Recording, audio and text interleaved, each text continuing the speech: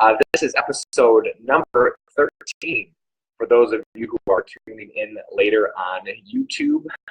This week, we're going to be talking about, all the questions are going to be directed towards either my natural bodybuilding career and or my coaching career. So we're going to dive right into them. As always, we had a lot of great questions roll in, and we're just going to get to the start. I see Bronwyn and Holly joined in. Thanks for joining as always, ladies.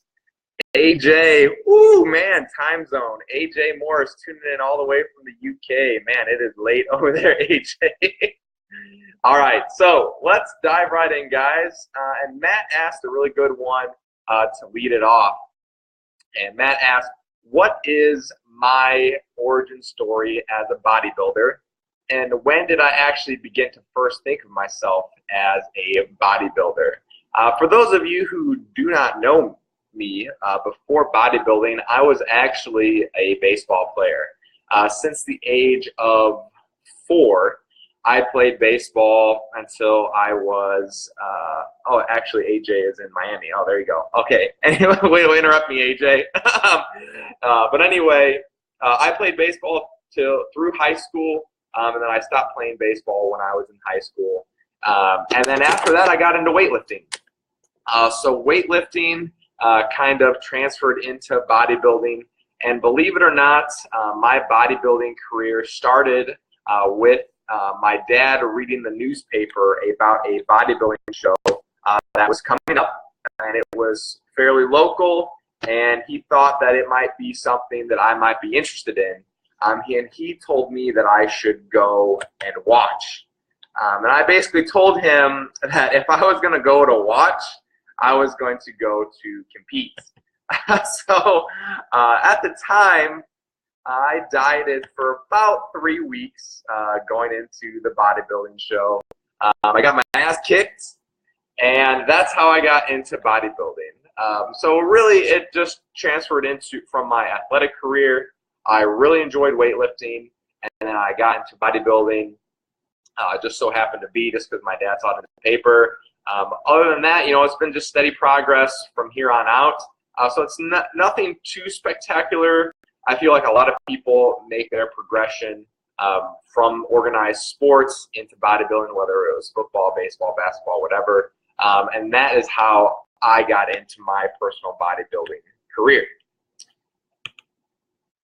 Blaine also asked, in conjunction with Matt's question, he asked, what was my career passions and goals before coaching transition? So really, I mean, I've been doing this for a bit now, and I'm still fairly young, where I wasn't quite coaching when I was in college, but shortly after I graduated college, I was coaching. So I really didn't have a set plan like some people do nowadays when they are in college. I knew I wanted to go into business. I always kind of had the dream of working for myself.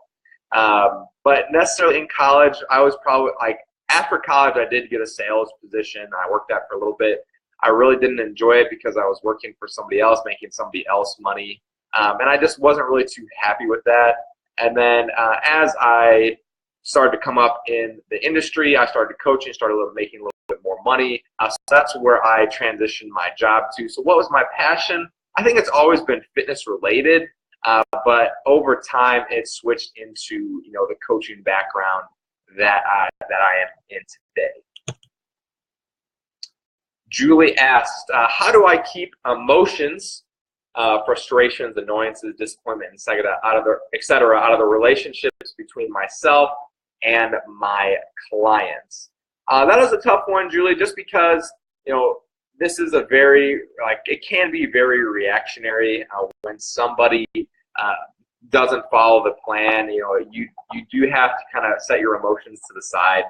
It can be tough, especially because everybody does make mistakes, right? And I think that's one of the things that I learned quickly, I had to learn quickly, was that nobody's perfect. And I couldn't get mad at somebody for going off of the plan. And so as far as keeping my emotions in check, I think over time, as I've become a coach, and I've worked with a lot more competitors. It's really the human element that you have to adapt to, because no one's the same. I've had very few people just stick to the plan without ever screwing up. Even my absolute to the gram clients end up screwing up at some point in time, and you can't get mad at them. You just have to encourage them through the process.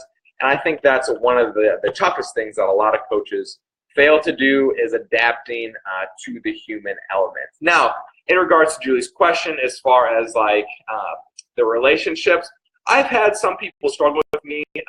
Let's say that I was friends with beforehand, and then I go into coaching them. And I saw a post recently that said, if you want to keep your friends, don't coach them. And I find that very true, just because those are probably the toughest relationships, because it's your friend, but now you're in charge of them. So that's a difficult situation. I feel like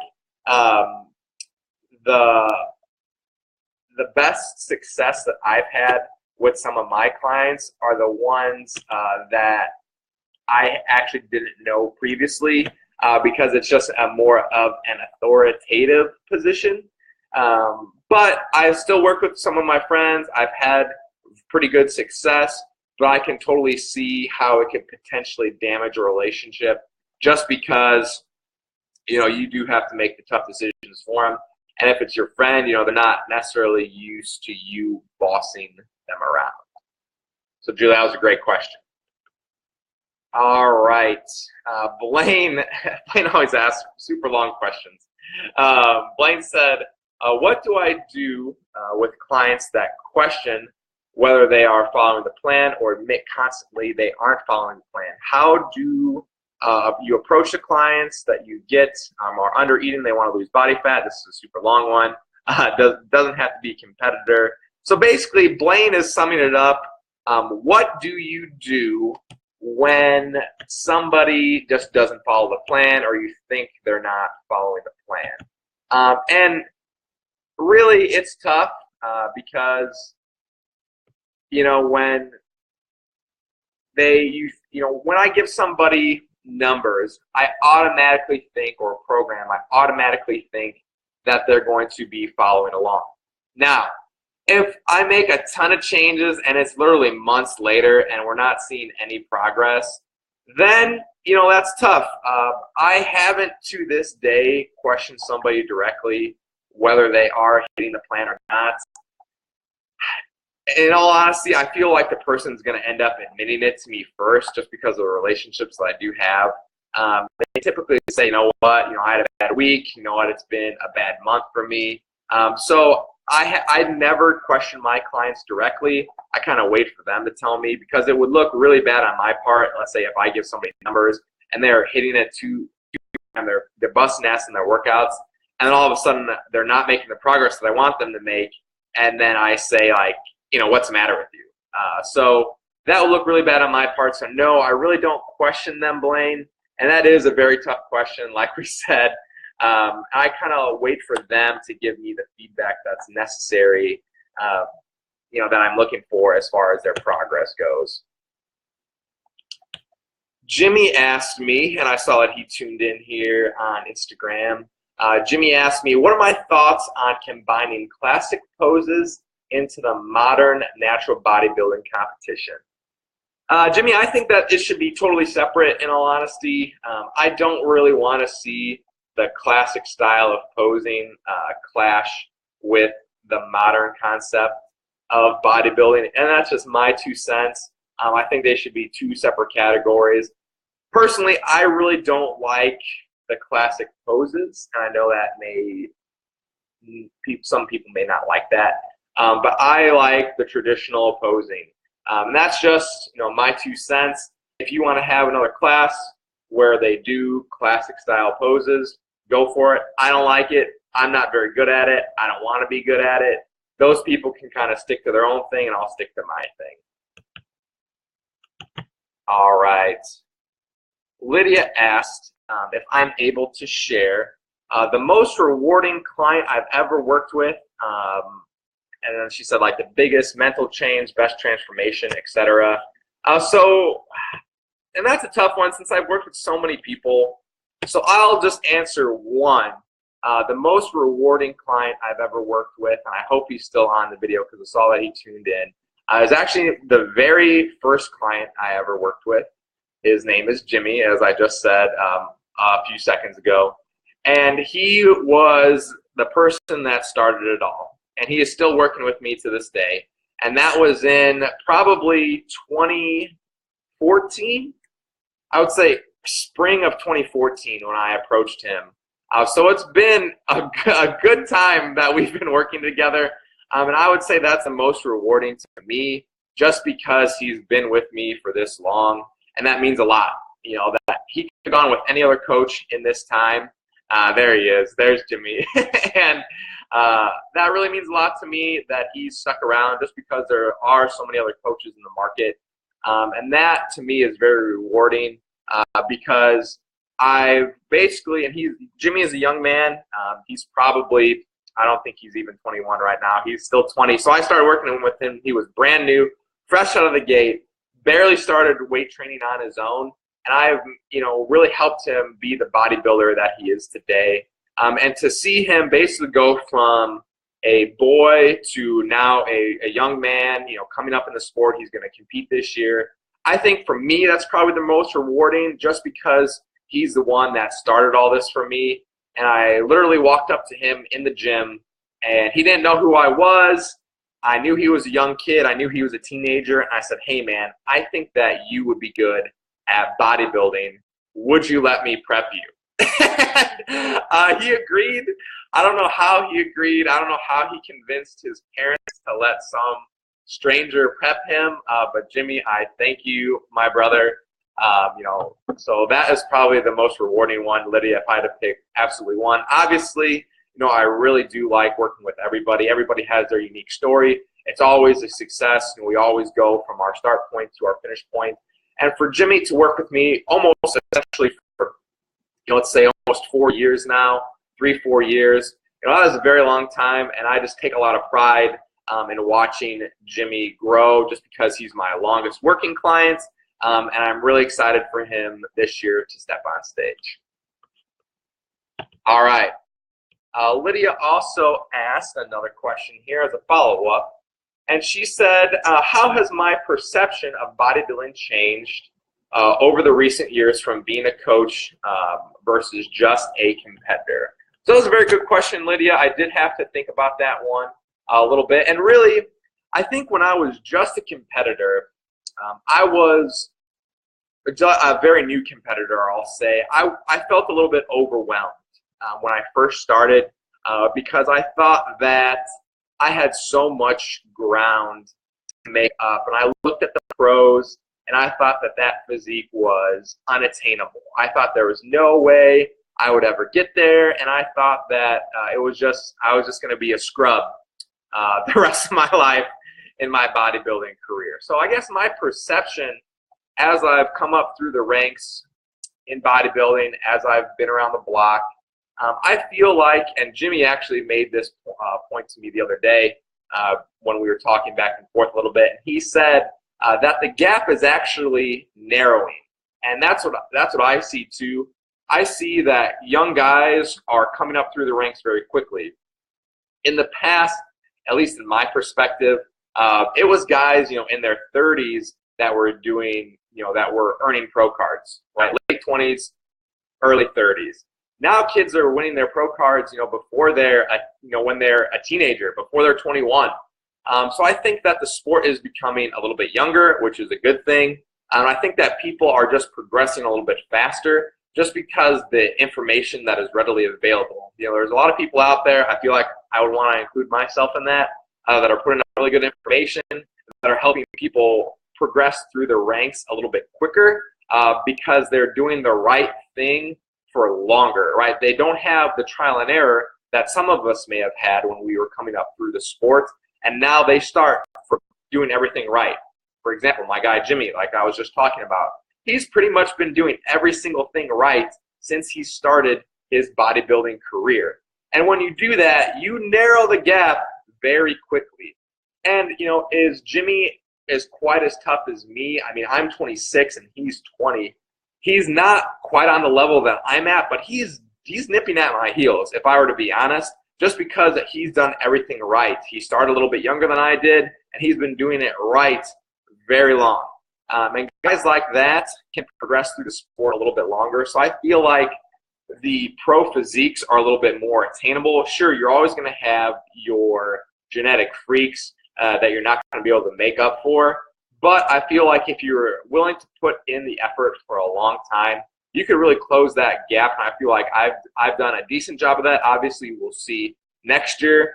For those of you who don't even know how long I've been in the sports, I've been competing since 2011. So in all honesty, I haven't been in it for that long, but I've narrowed the gap. I've turned pro. I've won a pro show this year. I'm, hopefully we're gonna see how it turns out for me. When I go to contend for a world championship. No promises, but I hope I do well enough. So we'll see how much I can close the gap this year, and then each year I keep coming back. All right, very good question, Lydia. Holly asked, these are all very good questions. I love them. Holly asked, how did I decide when I was ready to be a competition prep coach? Was I nervous or scared? And how far into your career were you in it before you started coaching competitors? So Holly, as I just said, I started bodybuilding in 2011, and I started coaching Jimmy, I just had like one client all of 2014 basically.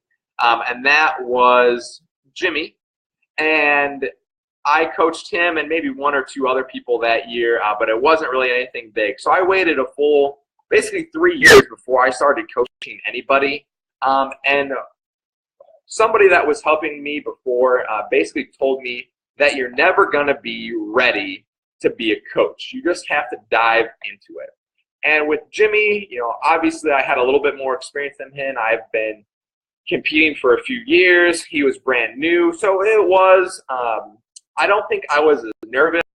The only thing that I was nervous about was just being responsible for another human, just because I had never done that before. I've only had to take care of myself and my other preps. With him, I knew that I was responsible for how he looked on stage.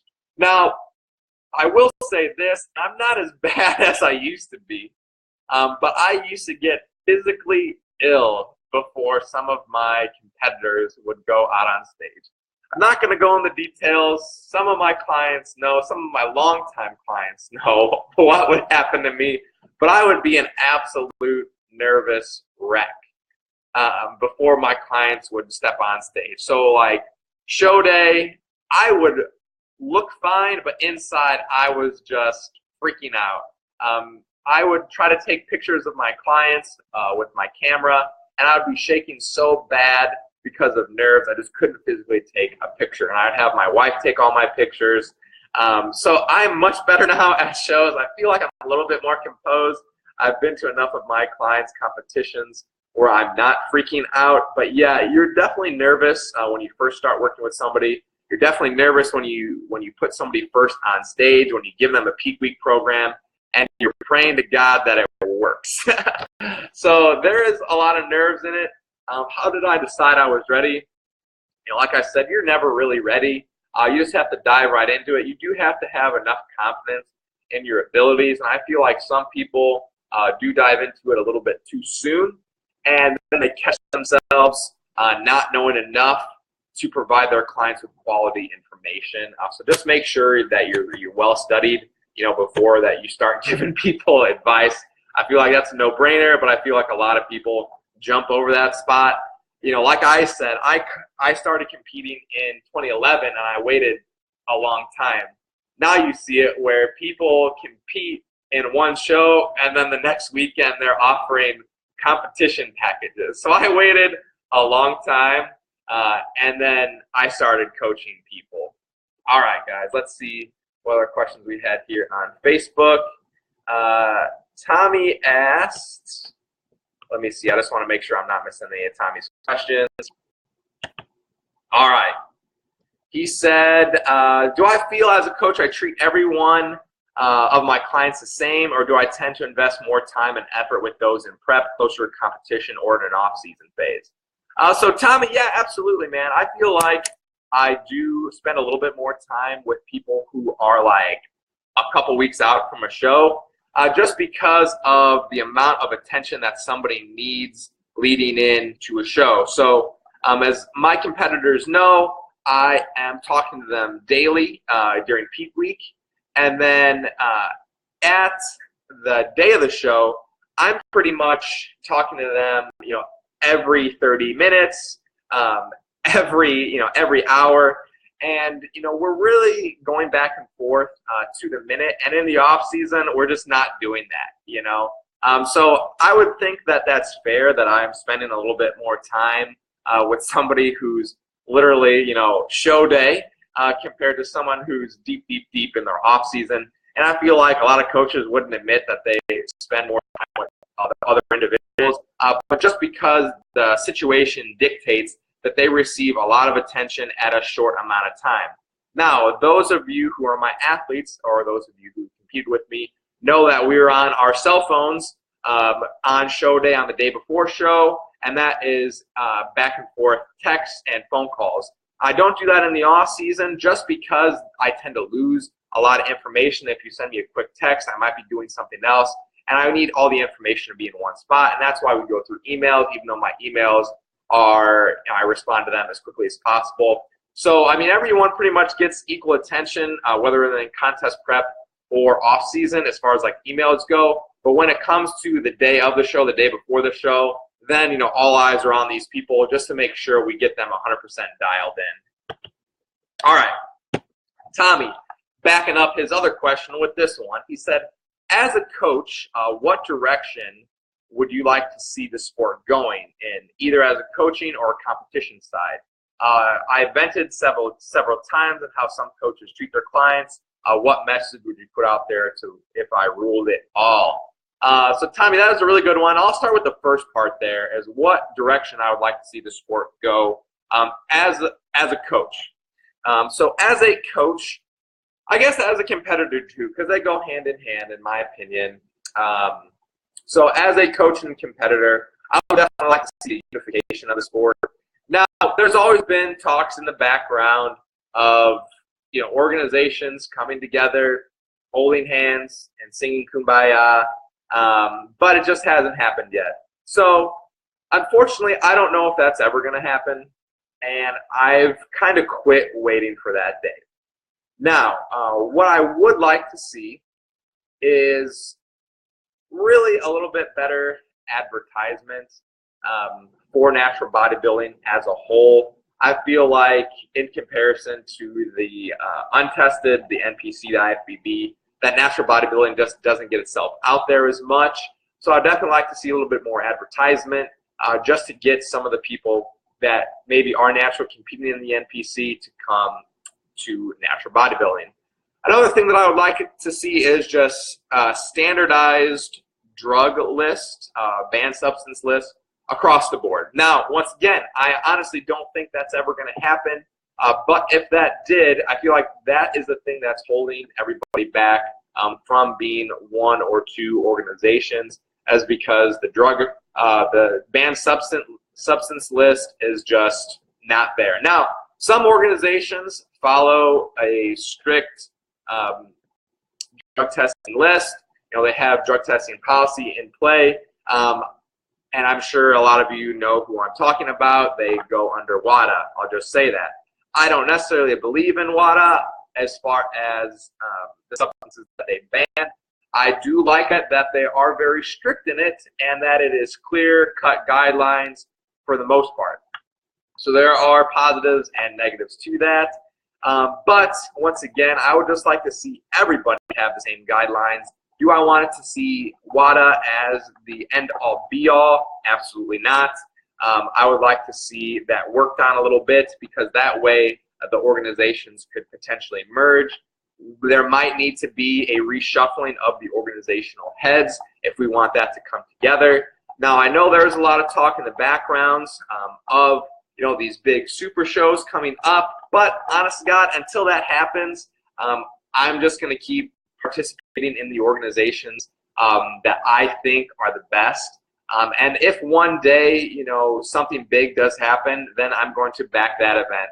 You know, I've been told that there's going to be a Mr. America in 2018, and that's going to be the biggest show on the planet. It's going to be televised and everything. You know, until that happens, until that show takes place, you know, I'm not going to hold my breath. Do I want that show to take place? Absolutely. I will be there if it fits my schedule. But that's one thing that I think is holding us back is, I should say those two things, are just the lack of promotion and then, you know, the banned substance list. All right. Let me catch a drink here. I'm going 25 minutes if Matthew Saltine's keeping track here of me not drinking. All right. So Holly asked, what is my mission statement for my business and what are my goals? So Holly, I know I sent you a few shirts and my mission statement is on the back of the shirts. I don't have the shirt on right now. Obviously, this is my Core Crush It shirt. But my business, my catchphrase, the brand that I'm trying to build in Team Iron Management is raising the bar. And by raising the bar, I'm talking about raising the bar for athletes everywhere. So obviously I'm trying to put out, you know, quality athletes year after year, and then also raising the bar for coaches. So as myself, you know, as a coach, as an upcoming coach, I'm trying to challenge other coaches to be better. And I feel like now, you know, that there's a diverse marketplace, I'll say so. And it's a positive and it's a negative that everybody is a coach, you know. So it is tough, but I feel like the bad coaches will weed themselves out eventually. Now, to raise the bar for other coaches, I'm trying to challenge other coaches in the way that they think. I'm trying to get away with these cookie-cutter programs. I'm trying to provide valuable content. I'm trying to be real. I'm not trying to be some Instagram fake motherfucker who's, you know, just trying to sell you programs for $25 a click and, you know, never has any one-on-one interaction with you. So it is tough to do that, especially in today's society of instant gratification and likes and shares and everything. But that's one thing that I've really tried to pride myself upon is just being normal, being relatable, and talking to people in a language that they can understand. So that for me is raising the bar for people, for coaches, for athletes in the natural realm. Holly also asked a couple other follow-up questions here, so I'll get to those and then we'll wrap the video up if no one else has any additional questions. What mistakes have I made along the journey and hard lessons that I've used to be a better coach? I guess, you know, that was a tough one. I did have to think about this one a little bit. What mistakes have I made? I feel like my communication in the past when I first started probably wasn't as good. I wasn't as good with the human element as I've talked about before, just because I thought that everybody would just listen to what I had to say and do it. Now, you know, I try to be a little bit more relatable to my clients. Putting out these videos helps a little bit too. That way people get to know me. And just, you know, being more than a person behind the computer. Before I wasn't as active on social media and I felt like my clients really didn't get to know me. And now that I'm a little bit more active, that I make these videos, that people see me talk, they not only gain more respect, but they could relate to me a little bit more. They could see the struggles that I go through. They could definitely see my passion for the sport. So hopefully, you know, that has changed for the better over time. And then Holly also asked, do I have a coach or do I coach myself through prep? So Holly, I don't have a coach. I'm coaching myself through this prep. I'm logging all of it on YouTube. So each week I put out a YouTube video on the changes that I make in my programming, in my diet, and that is going to be a log of my contest prep, and all those decisions are made for me. So I do all my own coaching, and I really prefer it this way just because I feel like I'm at the point in my career where I have a little bit higher level of thinking, and I don't want somebody making those choices for me. because they don't know me as well as they potentially should. And that's a struggle of coaching, really. And if you don't know your clients good enough, if you haven't worked for them long enough, sometimes you could be wrong, and that's hard to say as a coach that you were wrong. So as far as me working for myself, I will maybe later on, obviously I know a lot of people in the natural bodybuilding community. I'm friends with a lot of the higher level coaches. I'll send my friends some pictures, later on in my prep to see how they think I'm looking. Obviously I'm going to be documenting everything, on Instagram, on YouTube, on Facebook. So I feel like a lot of people are just going to give me their feedback anyway. So I feel like I can make the decisions that I need and I know are best for myself as my prep goes on. All right. What else did Holly ask here? She asked me like 5 questions in one. Who do I look up to and who has taught me the most about the sport of bodybuilding? And really, Holly, I have worked with some people in the past, but really, I've put a lot of effort in by myself. And I know that, I'm not really about to give credit to anybody else because like I said earlier in this video, I started literally with one person. And I've built my business strictly from picking up people along the way, snowballing off that one person. And I don't want to sound arrogant about that. I'm extremely proud that I haven't gotten any hand-me-downs. No other coach has sent me referrals for a fee or whatever to gain my clientele. Everything has just been word of mouth, through friends, through other my clients, through family and everything. So really, I look up to myself and I challenge myself every day to be better. And I've done a lot of the knowledge, a lot of the research on myself. And I was obsessed there for a while when I was a brand new coach, trying to learn as much as I could. And I was on YouTube and I was on the computer and I was, looking up studies and everything and then trying out new things in the gym and trying out new diets and then working with my competitors, and I've really just learned a lot through trial and error. And I think that's the best way. If you try to copy somebody else, then you're not an individual. I feel like a lot of people fall into that trap. It's just a bunch of people trying to act like one other person, when in reality we're all very different, and we need to treat ourselves uniquely, right? So my brand is going to be different than somebody else's. My coaching style is going to be different than somebody else's. And you should really pride yourself upon that. So, if anybody in the future, tries to take any credit away from what I'm trying to do, I'll definitely, interrupt them and say, a lot of this was my blood, sweat, and tears day in, day out, building my brand. And it's taken me literally years. And I'm still not at the point I want to be. I don't honestly think I'll ever be at the point that I want to be. But from building from one competitor now to where I'm at, to where I'm almost doing this full time for the amount of, competitors that I've had success with, I am extremely proud of the work that I've done. And I really take pride in that just because I literally built this from nothing. And it's at a point now, where actually people are starting to trust me. It's been years where I've had success year after year after year with my clients. So I want to take the credit because I know that I put in all the work for it. All right.